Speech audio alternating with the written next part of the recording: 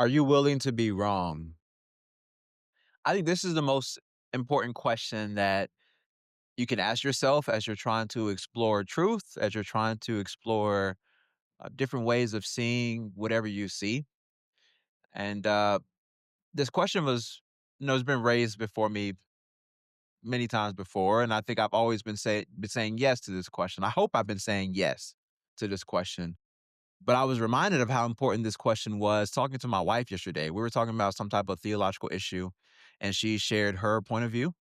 But then she said at the end, "But I'm willing to be wrong about that." And I just thought that was just a beautiful thing. And I think that is so important for things of theology, maybe things of everything regarding life, because we don't always, I don't think there's any point in our lives where we have the full picture. You know what I mean?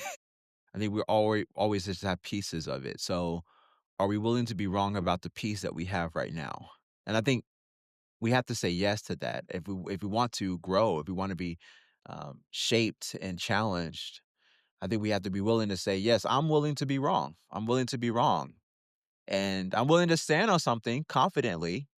I'm not saying that just because you're willing to be wrong, you're not standing confidently on wherever you stand. But do you have your is your hand open? Open enough to grip whatever you're gripping, but also loose enough to let something else come through. And I think this is a very important posture to have as a Christian, as a seeker of truth, of God. If you're closed on any direction, where do you go? I think you just hamper down more deeply on to wherever you stand.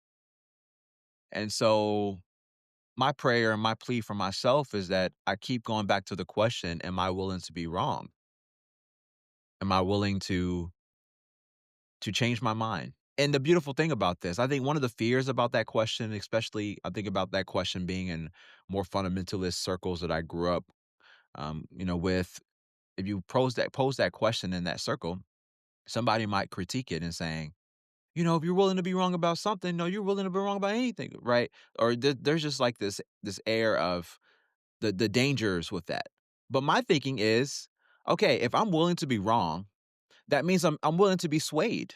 I can be swayed in whatever direction I think the evidence or whatever I'm looking for kind of leads me, or wherever the love leads me. So if the love leads me to be exactly where I am, great, right? If and you so I don't think it's ever of a problem to have that dip, this d- disposition and to have that perspective, like, or to raise that question, are you willing to be wrong? I think nothing but good can come out of that. In my opinion, I mean, show me what I'm missing. If you disagree, show me where it won't be appropriate to ask the question, am I willing to be wrong? Because I'm not saying that I am wrong. I'm not saying that I don't know anything. I'm not saying that anything goes. But what I'm saying is, this is what I think, but maybe I could be wrong about this. And I'm convinced that there's something in all of our lives that we're wrong about. I mean, that's just the reality of it. I don't have infinite knowledge of anything. I'm very limited. I have limitations as a human being. So because I have these limitations, there's always going to be something that I am missing the mark on. There's always going to be something that I am not seeing clearly.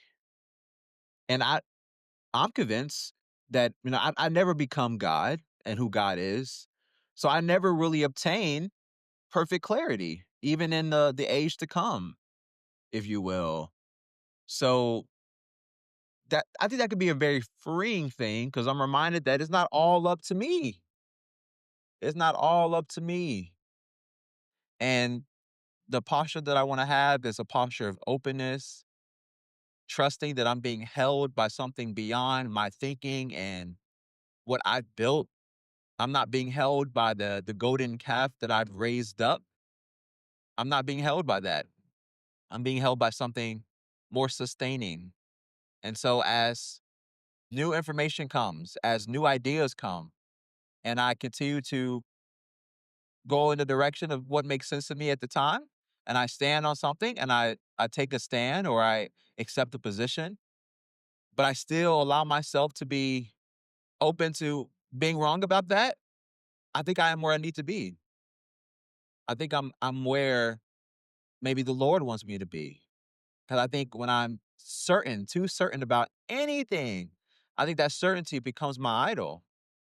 That certainty becomes my God.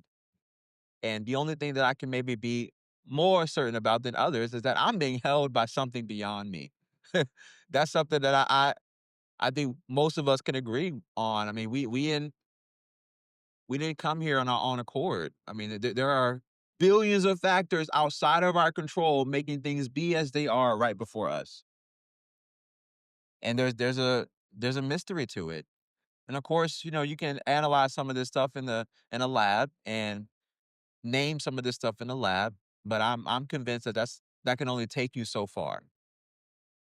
And eventually we all get to a point where what we're noticing is beyond us.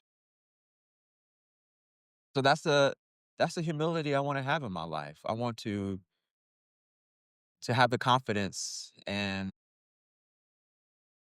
the empowerment to just stand on something, right? But to be okay with being wrong about whatever I'm standing on.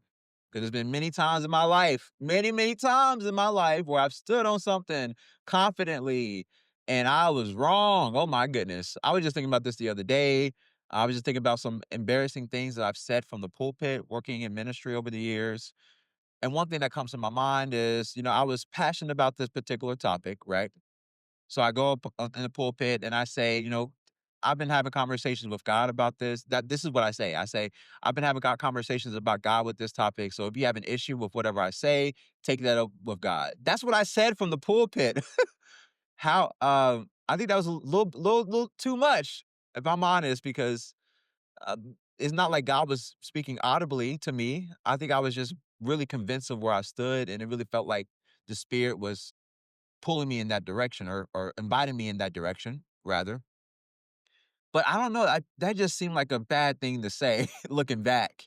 Like, maybe maybe I shouldn't have been so, you know, I don't know, I could have been more open with that. And that's just one example of something that I've done. And at the time, I thought it was the right thing to say, the right position to hold. And granted, like even, what I end up saying, I still agree with a lot of what I ended up saying, but I think just the packaging was not right.